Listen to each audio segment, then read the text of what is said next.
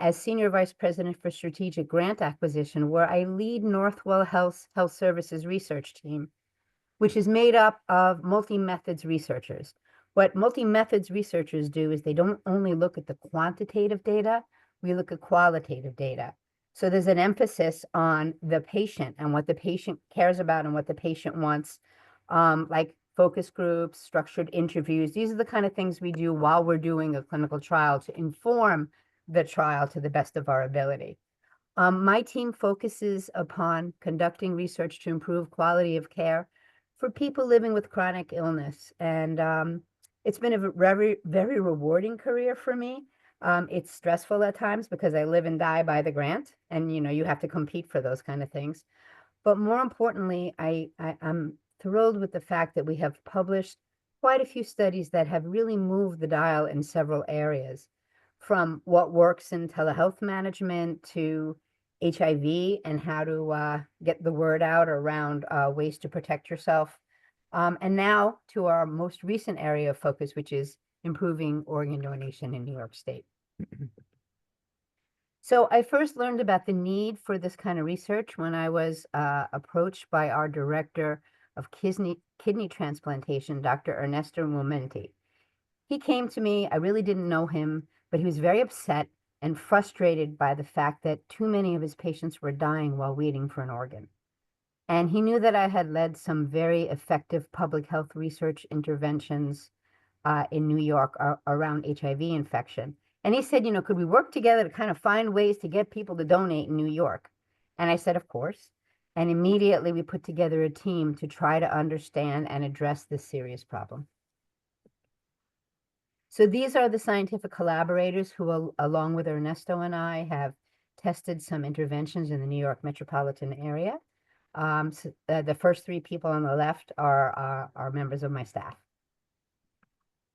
Okay, so the first thing we did was we conducted a review of the literature. And what did we find? Well, we found a few basic but very important pieces of information. Some of this is probably not news to you, but it was to me. 95% of Americans support the concept of organ donation, and yet only 54% are registered donors. New York State has one of the lowest deceased organ donor rate in the US, 50% compared to a national average of 64% and a high of 69% in Colorado. New York State represents 6% of the US population, but 10% of the candidates on the waiting list in the United States are New Yorkers. And finally, interventions targeting New York City especially are going to provide a unique opportunity for improvement for the entire United States. You know that old song, if you can make it there, you make it anywhere, New York, New York? Because of New York's diversity and the, culturally as well as ethnically, religiously, it's really important that if we can make a change here in New York, I think we can make a change across the country. And I just wanted to tell you that even though New York ranks among the lowest in the nation, for many, many years, we have traditionally had the lowest donation rate in all 50 states. So I want to note that because, the change has been recent that we've been getting a little bit better. So we also identified some very important questions to answer. So the first one is, do we know why organ donation rates in New York are so unusually low? And, the literature tells us that ethnic diversity is a strong negative correlate of organ donation.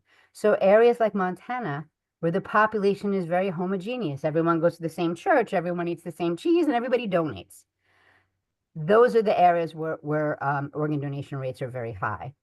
The second unanswered question is, what interventions have been successfully implemented in the past across the country? And what we find when we look at the literature is that emotional messaging is very effective in improving organ donation intent. There is a physician researcher by the name of Daryl Thornton who has done a lot of work at the DMV with emotional messaging that has worked very well in Ohio. So then our next question was, will interventions that have been implemented elsewhere like Ohio work here in New York? And so to answer this question, we had a new question of our own, which is, will Daryl Thornton's video, an emotional intervention that increased organ donation in a homogeneous primarily non-Hispanic white population, also work in New York City, in an area with a highly diverse population. And so to try to answer this question and to understand barriers to organ donation in New York specifically, our group conducted a study using a survey methodology via the cloud research platform. We targeted a representative sample of almost 2,000 New York City residents, and we investigated the impact that emotional educational video, which was found to make a difference in Cleveland, Ohio, we tested it in the diverse New York population. This best practice intervention, an emotional video that showcases perspectives of donor recipients and families of donors and recipients themselves, was presented to a representative sample of New York City residents. Randomized. They either were randomized to seeing this emotional video first before we surveyed them about their attitudes towards organ donation and whether they intended to become an organ donor, or after completing the survey. So that way they had not been exposed to the survey and we get their answers raw without any influence. Okay, so in order to access the data, we screened over 3,200 people. Of those 3,200 people, over 1,000 were excluded because either they didn't complete the survey. By the way, people are paid, I think we paid them $15 to complete the survey. So people are paid to complete this. 800 did not complete it, 182 did not consent, and 19 failed attention checks. Attention checks are things that you build into a survey to make sure that people aren't just clicking through to get the money, but they're actually answering the questions. So if they answer an attention check incorrectly, you know that they're out. So we ended up with a total sample of 1,961 people. And as I said, we randomized them. Half of them were randomized to the video first intervention, where they're being shown this emotional video. The other half were randomized to the video last condition. So this study, which was published in the journal Kidney 360, found that this educational video was effective in significantly increasing organ donation intent in New York. In fact, people that saw the video first were 70%, 70% more likely to say they intend to donate their organs at death. That is huge. But saying that you're going to donate and actually donating, signing on the line, having it on your license are two different things, right? So our next step is to see whether we can have an effect on actual organ donation rates in New York. So Ernesto and I approached the commissioner of the New York State Department of Motor Vehicles. And the first couple of times we approached them, there was no interest. There has been a recent change in administration. And so the new commissioner of DMV said, yes, we are interested in helping you improve organ donation in New York. And the state health department also said, yes, we hold the data. And if you need the data to see whether we've actually made a difference, we will give it to you. But we need to, of course, make sure that we're protecting all of the information of the donors themselves, which is totally understandable. We also work with Donate Life to ask them if we could run a similar study as well. They are on board.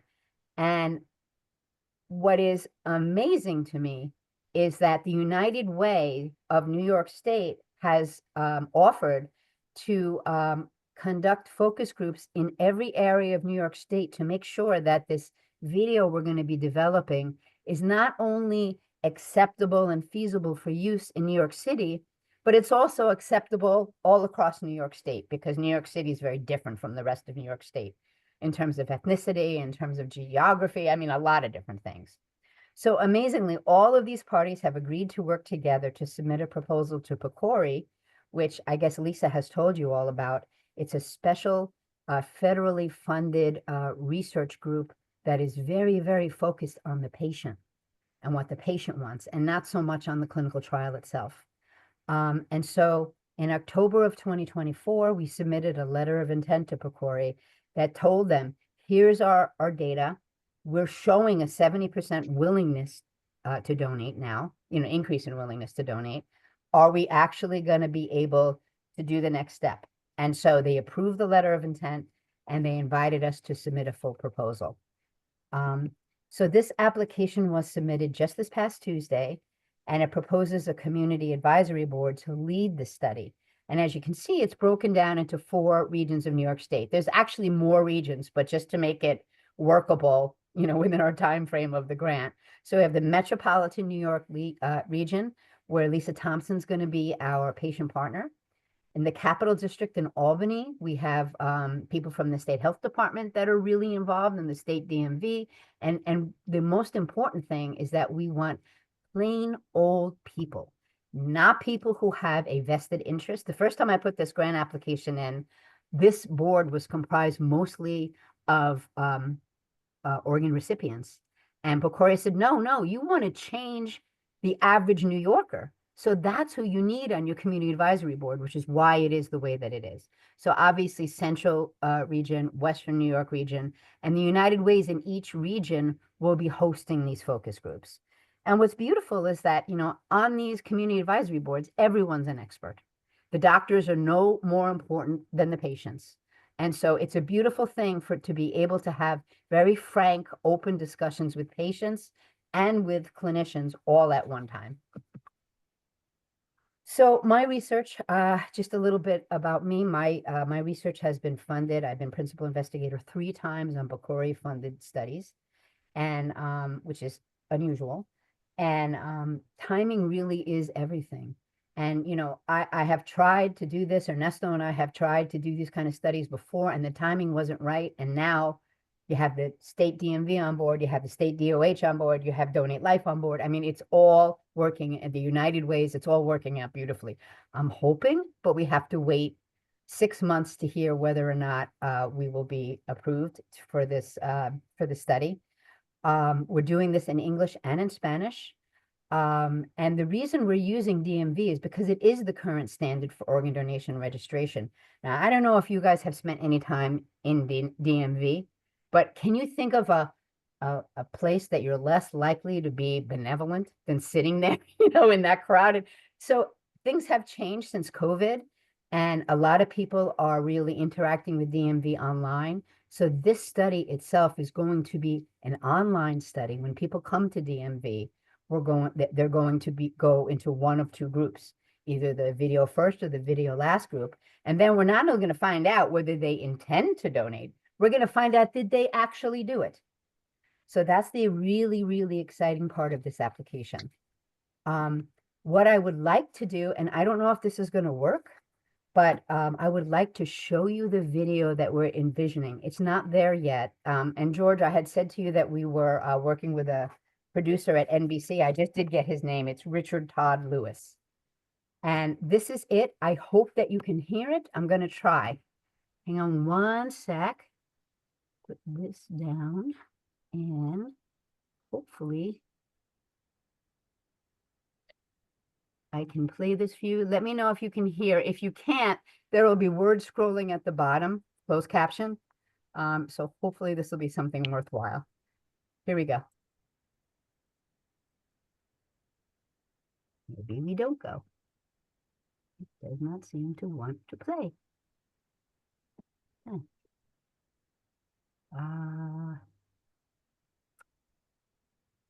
Played a little while ago and tested it. Let's see. All right, let me try to copy this and repaste it. Renee? Yes. Hi, this is Anita Agiri. There is a message out there, I think, that says reconnect to isolation. I don't know if it's got related. Maybe that's it. Maybe that's it. Thank you. I'm not used to Zoom at all. That's fine. That's fine. Can you guys hear? Can you hear? No. So the way to get us to hear is to stop sharing Okay, and stop the video. I'm Yeah. trying. And then when you open the share, there's a button on it that It's not says letting- share sound. Click on that allow, yeah. All right, let me try again. So Hang go on. to do the green share. Okay. And then when you click on share, there's a button on on mine, it's actually on the right. It says layout and options, share sound. But Share sound. yeah, This here. that's what you want. Okay. And then share again. And now share again. Oh, it's a good thing that you guys are telling me how to do this. Well, those are all reasons you may want to continue to join our group. I see. Okay. Allow. Can you hear? Your screen's not open yet. Yeah, can you share your screen? Yeah, I thought I was. Hang on. No. Sorry. Okay. Zoom.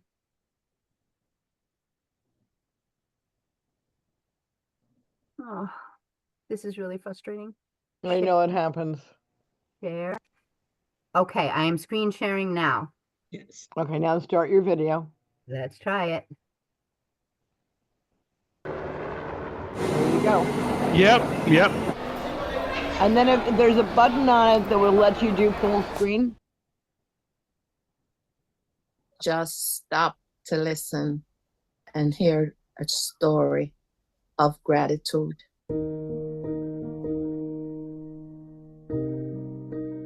I was told there was a possibility that there was a heart.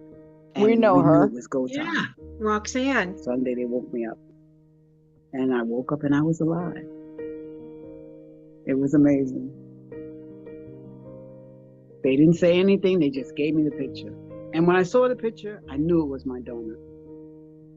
United States Coast Guard, fireman, EMT, helicopter mechanic. Just a damn good kid.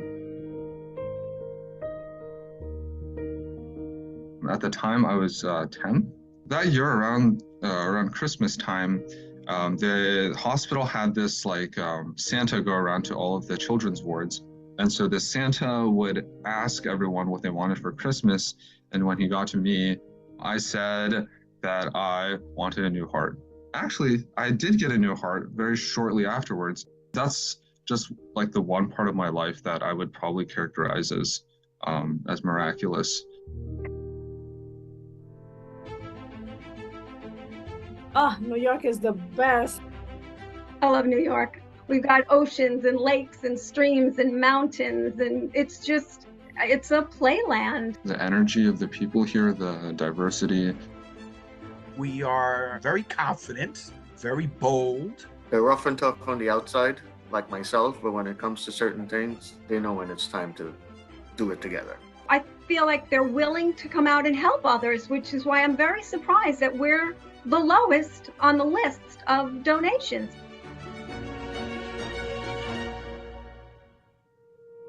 New Yorkers are tough. New Yorkers want answers. They want to know what's going to happen. What are you going to do with me? What are you going to do with my body? I wasn't an organ donor. I was afraid, like a lot of New Yorkers, we're just afraid of the unknown. People think that if they're in a car and they have an accident and EMT or whoever comes to pick them up, they're going to look at their license and know that they're a donor and not save them. I'm a volunteer firefighter and EMT in town. So from experience, if the person is alive, the main objective is to keep them alive. The hospital staff did everything they did to keep him alive. So I know that that's not true. I grew up with the fact that whatever you come into this world with, you would leave with it. So organ donation was not a part of my upbringing. You can stick to tradition all you want, but when the crisis is in front of you, you have to make a decision, whether to look at the past or to look at the future. And I think you need to look forward rather than backwards. If we go home to whatever religion, faith, or higher power that we believe in, what greater deed than to leave a legacy of helping others even when we pass?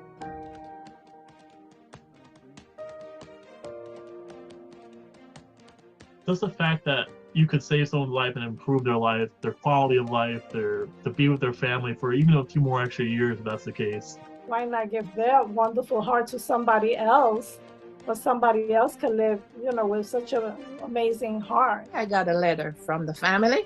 One of the recipients was able to have a child Just the fact that he was able to have a child was like an angel coming, saying he did his job.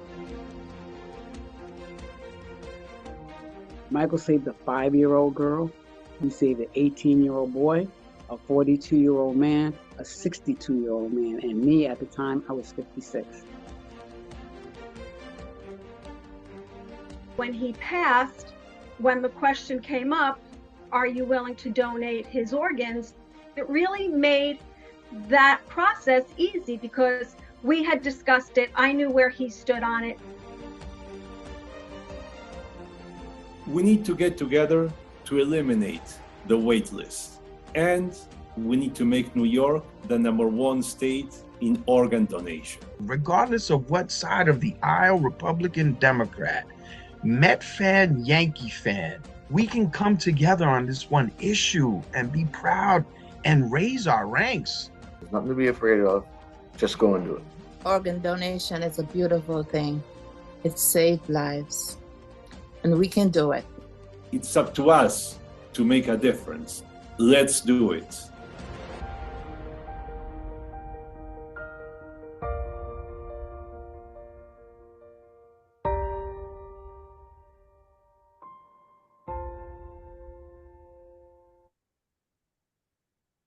So obviously this is not the actual video that we'll be showing, but I wanted to show you a mock-up of some of the things we've been trying out, and I'd love to hear your feedback. Can I jump in if you don't mind? Please. Yeah, so great video, wonderful video on organ donation, of course. But one thing that's glaringly obvious here is, especially for kidney patients or liver patients, or even any other area where a person who is alive also can donate, that education needs to be permeated into the society. So that's a very important fact because, first of all, knowing about organ donation and some of its effects, most of them are uneducated in the area. And more importantly is with respect to kidney and liver and maybe other like bone marrow or anything, even blood transfusion for that matter, education around that is you can donate when you're alive and you can live a happy life after donating. Maybe a video around people who have donated and have had fulfilling lives after that also could help out. That's one remark for me. Thank you. So, hi, this is great. So I'm really heavy in myopia, and so I won my community award for Baltimore for all the tables I do. I focus on underserved communities. I don't know if it's the same in New York. So we are both big cities and we're both struggling. We probably has the lowest donation rate of any city in the US. It's pretty bad in Baltimore because of a lot of medical mistrust. So some things I point on, I don't know about you, but like, here's what we face in Baltimore. Like they're not carrying their licenses. If you ask it, we have cards, we gave up on that. I tell them I'm not even doing the show me your ID thing anymore because usually it's a heart here because they'll carry everything in the world, they'll take out their wallets and put all this stuff, but they're not going to carry their ID because that's left over from all the riots and everything that happened. And it's in a lot of major cities. So in underserved communities, to ask them to have cards and everything like that is actually really discriminatory for them. So the most important thing really to point out in videos is to tell your loved ones your decisions. And I don't know if that was mentioned listening to this, that make sure that everyone. No, it wasn't, Jamie, and that's a really good point. But make sure your loved ones of all people know that. And I'm not criticizing the video. I know that we redirect when we go at our tabling that like, it's okay. You don't need to, because they're like, it's here. For love of God, I don't know why all these people, and I table every single week, just to let you know. I do not know why they will not do this, and so adjusting to what the culture is and understanding. So just like that, like, but they will respond to, but then when I ask about their loved ones, oh my God, I hear the entire story about all of their loved ones and what they have to do. So I realized that point really hits home to them. You know what I mean? So definitely emphasize that. Yeah. That's great. Both comments are really good. Questions? Gina would like to make a comment. Thank you. I liked in the video where it said that being a donor, if you were in a car accident or something happened, that doesn't mean that the rescuers would not allow you to live. The first priority is to make sure that they save a life, but you could still be a donor. I think also in the video, if it was mentioned that even if you donate a kidney, you can still live with the remaining kidney. Yeah. So, one thing that we tried to do in this video, there are some very strong notions that people have as to why they don't donate. One is a lot of them people that their religion doesn't support it, which is untrue. Every major religion does. So we put that in the video. Bodily integrity. Some people believe, as the lady from Jamaica believed, that, you come in with this world with your body parts, you got to leave with them. So that's another piece. That people wouldn't save you if you're an organ donor and you were in a car wreck. So we tried to put that in there. But, the purpose of me showing this to you, and of course, in us, if we get this funding going all across the state, is to kind of get this feedback so that when we develop the final video, first of all, it's got to be shorter than it is, and it's got to be packed full of punch. So that's the idea, is because this is going to go up on the Department of Motor Vehicles website. It's got to be something that's interesting to watch. It's not just fact-based, it's emotional, it works. It just has to be quite a bit shorter, and it also has to hit all of those main points. Because if you don't address why people aren't donating, you're never going to get them to donate. Hi, I have like a comment to make too, that I was just curious. It's sort of in the way of a question. Currently, I am working on a research project with Temple University to increase organ donation into rural and underserved communities. And the basis of this research is they're developing a program to train people, clinicians, doctors, and so forth, in the transplant centers on how to talk to people and to make sure that the information is getting across, like you did with your thing, tell your story, emotional impact, that kind of thing. And they're going to be required in these centers to be certified to go through this training to make sure that they really do have a full understanding of the concept of doing that. My question to you is, I think it's great that you're doing like the DMVs and the Donate Life people and all the ones that you've listed, but have you considered also making that connection into your transplant centers and putting that on there, because they're the ones that are frontline people that come into contact with people in need of a kidney and working with those people, and it might be a great way to broaden the aspects of your program. And if you'd like, I can connect you with the lead researcher there at Temple, that maybe you could contribute your research to them to help them improve their project as well. Yeah, sounds great. I would love that, You know Bobby. what I mean? Like, Yeah. we can go back and forth, but yeah, Yeah. I just Yeah, thought that. and honestly, I have one of my very good friends, husbands, unfortunately, had a massive stroke and died right on the soccer field at soccer practice. And, when he was in the hospital, this was in New Jersey, the hospital staff was really trying to push her around, donating his organs. And she said it was such an uncomfortable, horrible experience. And I think that is where your suggestion is perfect, because it has to be done right everywhere. You have to ask the question correctly, and when the time comes, you need to speak to the family correctly. And they have been funded on this project, to actually make it a real-time thing. They're originally rolling it on to 3 transplant centers on the other side of the state here, around Temple and outward areas to run this. But it's over obviously several years. It's not going to happen like overnight. Overnight, but they're going to be running it. And I think that the contributions that you're doing here would be relevant to them, and what they're doing would be relevant to you. Yep. I love meeting other researchers that have like minds. It's a beautiful thing. Yeah, Heather was with Bobby and I at Pecori, and we had dinner together. We're on her grant. And what she's looking at is why doctors don't, in fact, mention transplant prior to the need for their patients to have dialysis. And once they're on dialysis, why it's not allowed as a concept within the dialysis center to educate dialysis patients on the need for continuing to look for that living donor. You know, Beautiful. instead they're sitting by the phone and there's memes showing skeletons still sitting there. Yeah, exactly. You know, they're dying waiting. So yeah, I think it'd be great if you could meet Heather. We'll make sure that happens. Thank Her you name's so Heather much. Gardner.